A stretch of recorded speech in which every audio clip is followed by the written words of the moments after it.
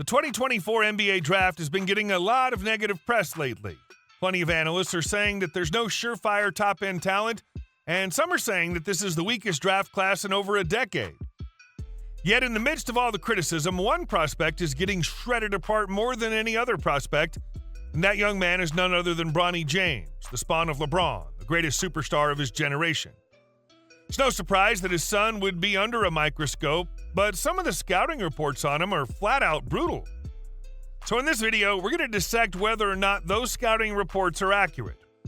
Is it possible that Bronny James might not be that bad a prospect? Well, let's dive right in. On paper, outside of his name, there really isn't too much to get excited about when looking at Bronny's season at USC.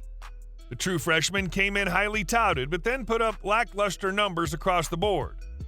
4.8 points, 2.8 rebounds, and 2.1 assists over 19.3 minutes doesn't exactly scream NBA prospect. On top of that, his efficiency numbers were pretty brutal.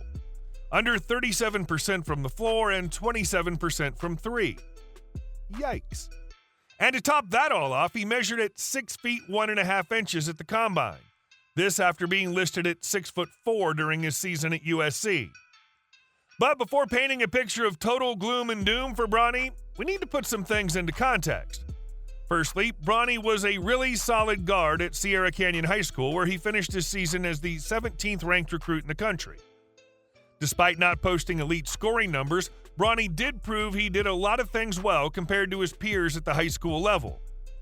His jump shot shows plenty of promise, and his maturity and decision-making were well beyond his years. Also, for a dude that's only 6'1", the dude has some mad hops.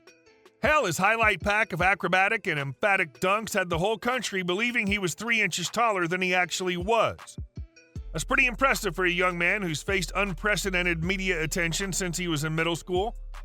When he entered USC, he'd earned himself a slot in the first round in most mock drafts just based on his profile and production during his college career. But before the season started, he suffered a cardiac arrest, a major setback that put uncertainty over top his entire future. However, Bronny prevailed and ended up making his debut with the Trojans mid-season.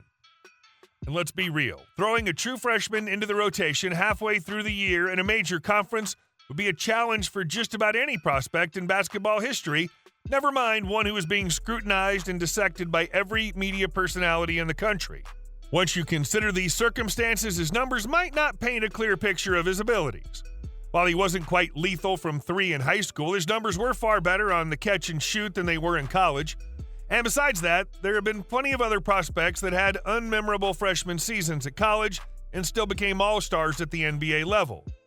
For example, Jrue Holiday, a player Bronny compared himself to, only scored 8.5 points in his freshman year at UCLA, and if you compare their stats per minute, they're somewhat comparable.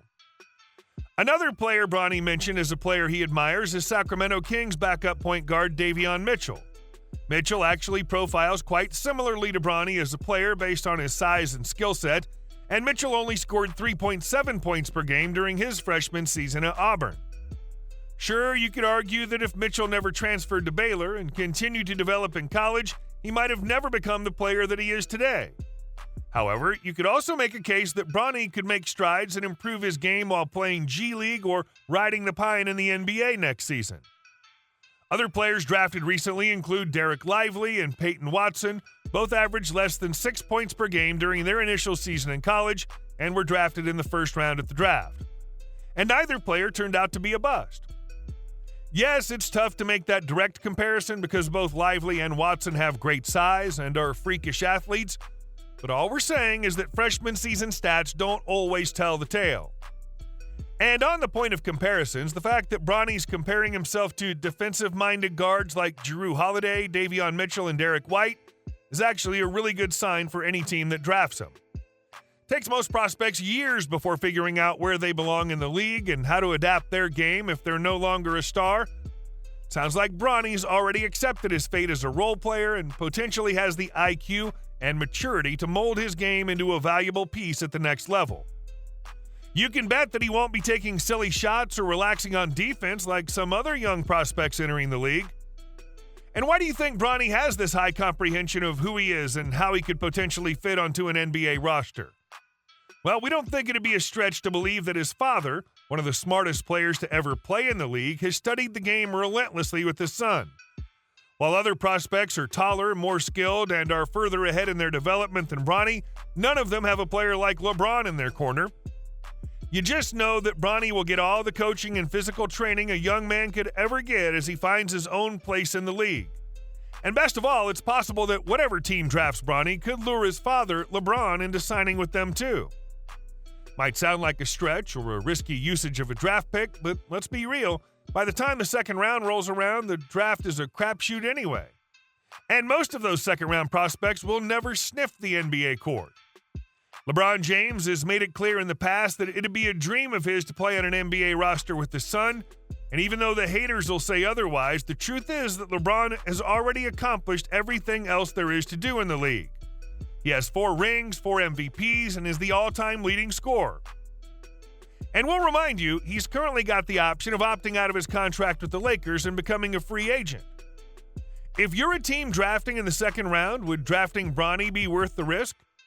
While you probably won't get a superstar, and you might get a guy who never amounts to anything at the highest level, the truth is that he possesses some intriguing attributes that make him a somewhat enticing risk-reward prospect.